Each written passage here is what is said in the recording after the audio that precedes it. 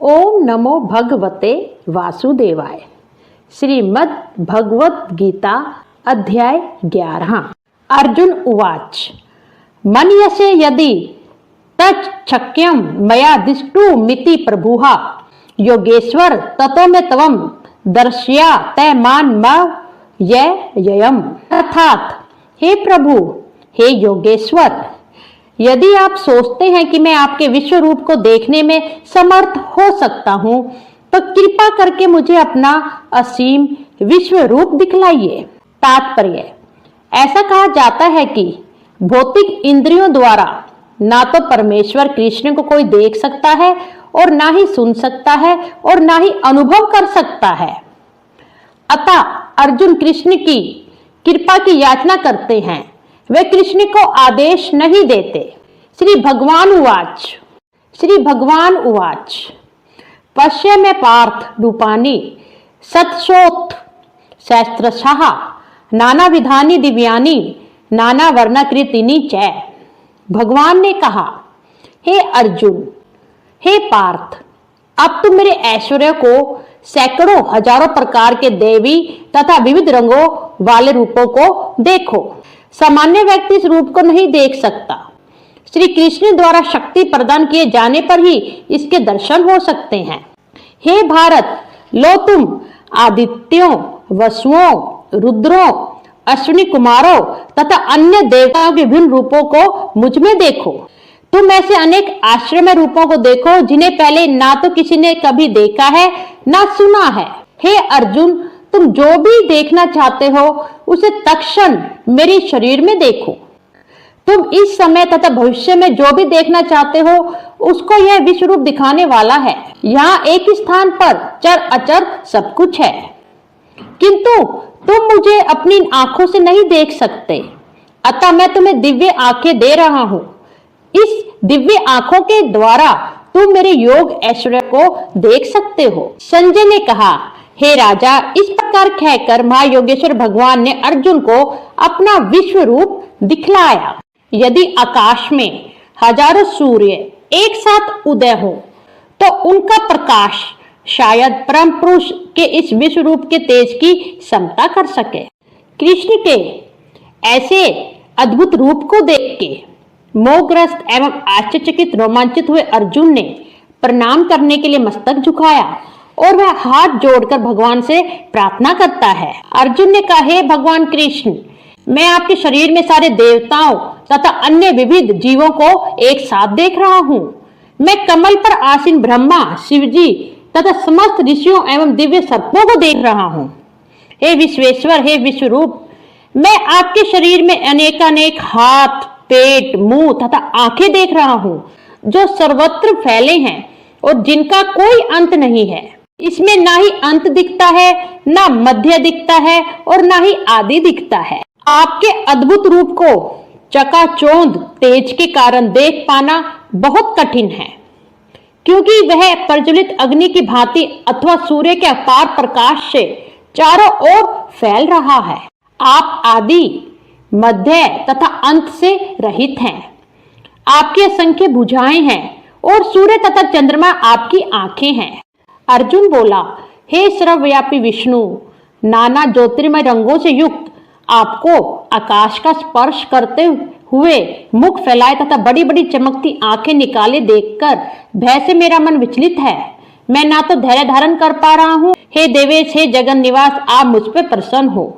मैं सब ओर से मोहग्रस्त हो रहा हूँ। मैं देख पा रहा हूँ कि धृतराष्ट्र के सारे पुत्र अपने समस्त सहायक राजाओं सहित तथा भीष्म, द्रोण, कर्ण एवं हमारे प्रमुख योद्धा भी आपके विकराल मुख में प्रवेश कर रहे हैं। जिस प्रकार नदियां की अनेक तरंगें समुद्र में प्रवेश करती हैं, उसी प्रकार समस्त महान योद्धा भी आपके प्रज्वलित मुखों में प्रवेश कर रहे हैं। मैं समस्त लोगों को पूर्ण वेग के साथ आपके मुख में उसी प्रकार प्रविष्ट होते हुए देख रहा हूँ, जिस प्रकार पतंगे अपने विनाश के लिए अग्नि में कूद पड़ते हैं। भगवान ने कहा, समस्त जगतों को विनिष्ट करने वाला काल मैं हूँ और मैं यह समस्त लोगों का विनाश करने के लिए आया हूँ। तुम्हारे पांडवों के सिवा दोनों पक्षों के सारे योद्धा मारे जाएंगे। अतः उठो, लड़ने के लिए तैयार हो और यश अर्जित करो। अपने शत्रुओं को जीतकर संपन्न राज्य का भोग करो। ये सब मेरे द्वारा पहले ही मारे जा चुके हैं। हे अर्जुन, तुम तो युद्ध में केवल निमित्त मात्र हो सकते हो। द्रोण, भीष्म, जयद्रथ, कर्ण तथा अन्य महान योद्धा पहले ही मेरे द्वारा मारे जा चुके हैं। अतः तुम उनका वध करो और तनिक भी विचलित ना हो। तुम केवल युद्ध करो। युद्ध से तुम अपने शत्रुओं को परास्त करोगे। अर्जुन बोला, आप प्रत्येक जीव द्वारा पूजनीय भगवान हैं, अतः मैं आपको सादर प्रणाम करता हूँ और आपसे कृपा की याचना करता हूँ।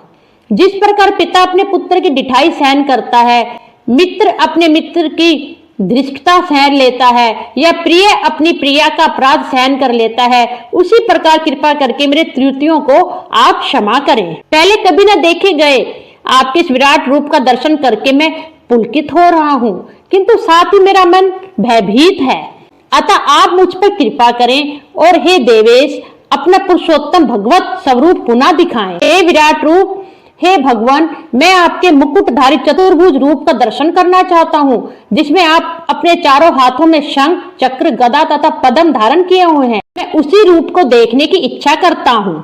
भगवान ने कहा, हे अर्जुन, मैंने प्रसन्न होकर अपनी अंतरंग शक्ति के बल पर तुम्हें संसार में अपने इस परम विश्व रूप का दर्शन कराया है। इसके पूर्व अन्य किसी ने भी ससीम तथा तेजोमय आदि रूप का कभी नहीं देखा था। तुम मेरे इस भयानक रूप को देखकर अत्यंत विचलित एवं मोहित हो गए हो। अब मैं इसे समाप्त करता हूँ। हे मेरे भक्त, तुम समस्त चिंताओं से पुनः मुक्त हो जाओ। तुम शांत चित्त से अब अपना इच्छित रूप देख सकते हो। संजय ने धृतराष्ट्र से कहा। अर्जुन से इस प्रकार कहने के बाद भगवान कृष्ण ने अपने असली चतुर्भुज रूप प्रकट किया और अंत में दो भुजाओं वाला अपना रूप प्रदर्शित करके भयभीत अर्जुन को धैर्य बंधाया। दृष्टम मानुषम रूपम तब सौम्यम जनार्दन, इदानीमसिम संवृतः सचेतः प्रकृतिः गतः। जब अर्जुन ने कृष्ण को उनके आदि रूप में देखा तो कहा, हे जनार्दन, आपके इस अति सुंदर मानवीय रूप को देखकर मैं अब स्थिर चित्त हूँ और मैंने अपनी प्राकृत अवस्था प्राप्त कर ली है। जो लोग कृष्ण को सामान्य व्यक्ति मानकर उनका उपहास करते हैं, उनको यहाँ पर भगवान की दिव्य प्रकृति से अनभिज्ञ बताया गया है। यदि कृष्ण सामान्य मनुष्य होते तो उनके लिए पहले विश्व रूप और फिर चतुर्भुज नारायण रूप दिखा पाना कैसे संभव हो पाता। श्री कृष्ण कहते हैं, हे अर्जुन, तुम अपने दिव्य नेत्रों से जिस रूप का दर्शन कर रहे हो, उसे न तो वेद अध्ययन से, न कठिन तपस्या से, न दान से, न पूजा से ही जाना जा सकता है। कोई इन साधनों के द्वारा मुझे मेरे रूप में नहीं देख सकता। हे अर्जुन, केवल और केवल अनन्य भक्ति के द्वारा मुझे उस रूप में समझा जा सकता है जिस रूप में मैं तुम्हारे समक्ष खड़ा हूँ, और इसी प्रकार मेरा साक्षात दर्शन भी किया जा सकता है। केवल इसी विधि से तुम मेरे ज्ञान के रहस्य को पा सकते हो। हे अर्जुन, जो व्यक्ति सकाम कर्मों तथा मनोधर्म के कलमश से मुक्त होकर मेरी शुद्ध भक्ति में तत्पर रहता है और जो मेरे लिए ही कर्म करता है और मुझे ही अर्पण करता है और मुझे ही जीवन लक्ष्य समझता है, जो प्रत्येक जीव से मैत्री भाव रखता है, वह निश्चय ही मुझ वासुदेव को प्राप्त होता है। ओम नमो भगवते वासुदेवाय। धन्यवाद।